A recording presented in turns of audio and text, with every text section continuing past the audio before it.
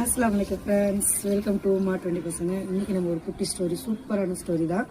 இந்த ஸ்டோரி வந்து ரொம்ப ரொம்ப ரொம்ப நான் எப்போது சொல்கிற மாதிரி தான், எல்லாருக்கும் தேவைப்படுற, நம்ம லைஃபுக்கு தேவைப்படுற ஒரு நல்ல விஷயம் இதுக்குள்ளே இருக்குது. என்னென்னு பார்த்துக்கிட்டிங்கன்னா, இது வந்து ஒரு பேராசிரியர் வந்து அவங்க ஒரு மேடையில் பேசினாங்க. அதை நம்ம கேட்டது, படித்தது, பார்த்தது உங்களுக்கு உடனே பகிர்ந்துக்கலாமே.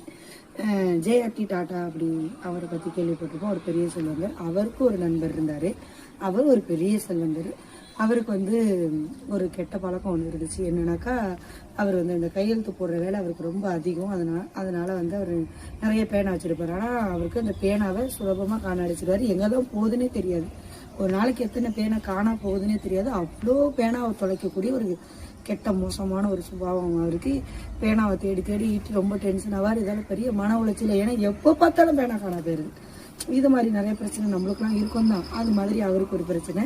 இது ரொம்ப நாள் போய்கிட்டே இருக்குது. இது வந்து டென்ஷன் ஆகிட்டு ஒரு நாள் வந்து ஜேஆர்டி டாட்டா அவரோட நண்பர் இல்லையா, அவர்கிட்ட பொறுக்க முடியாமல் வந்து சொல்லிடுறாரு.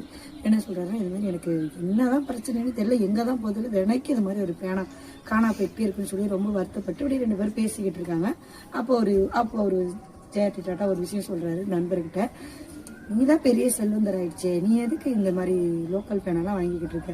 நீ ஒரு நல்ல உயர்ந்த பேனா, ஒரு தங்க பேனாவாக வாங்கிக்கணும், நல்லா உன்னோட நீ கெத்தா இருக்கும்ல அப்படி சொல்லி ஒரு ஐடியா கொடுக்குறாரு. அதோட போயிடுறாங்க. என்ன ஆச்சரியம்னு பார்த்துக்கிட்டிங்கன்னா, அதுக்கப்புறம் அவருக்கு பேனாவை தொலைக்கிற பழக்கமே இல்லையே, கைவிட்டே போயிருச்சான். பேனாவை அதுக்கப்புறம் ஒரு தொலைக்கவே இல்லையா. ஒரு கிட்டத்தட்ட 6 மாதம் ஆயிடுச்சு. 6 மாதம் கழிச்சு திரும்பி 2 நண்பரும் மீட் பண்ணும்போது, உனக்கு ரொம்ப நன்றிப்பா, எப்படிதான் நான் நன்றி சொல்றதுன்னே தெரியல, நீ சொன்னதுக்கப்புறம் எனக்கு பேனாவே காணா போறதில்ல அப்படின்னு அவர் சொன்னாராம். தங்க பேனா விஷயம் வந்து தங்க பேனா.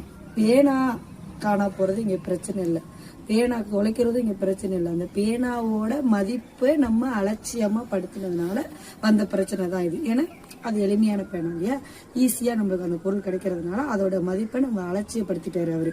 இதே அது தங்க பேனாவை இருக்கும்போது என்ன ஆயிடுச்சு, அதுக்கு உண்டான மதிப்பு அதிகமாக போயிடுச்சு. அது காணாமே ஆகலை, ஏன்னா அது தங்க பேனா.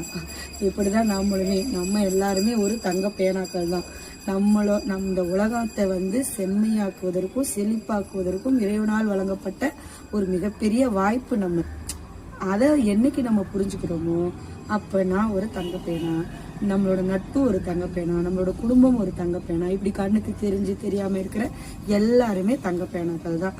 இந்த தங்க பேனாவை வந்து எழுதுறதுக்கு ஒரு தகுதி, அதை வச்சுக்கிறதுக்கு ஒரு தகுதி, அதை வாங்கி அதை படிக்கிறதுக்கு உண்டான ஒரு தகுதியை நான் வளர்த்துக்கிட்டதுக்கு அப்புறம் நான் எனக்குன்னு ஒரு தங்க பேனா வாங்கிக்குவேன். நீங்களும் சவுண்டே கேட்கல வந்து யாரெல்லாம் உங்களை தங்க பேனாவா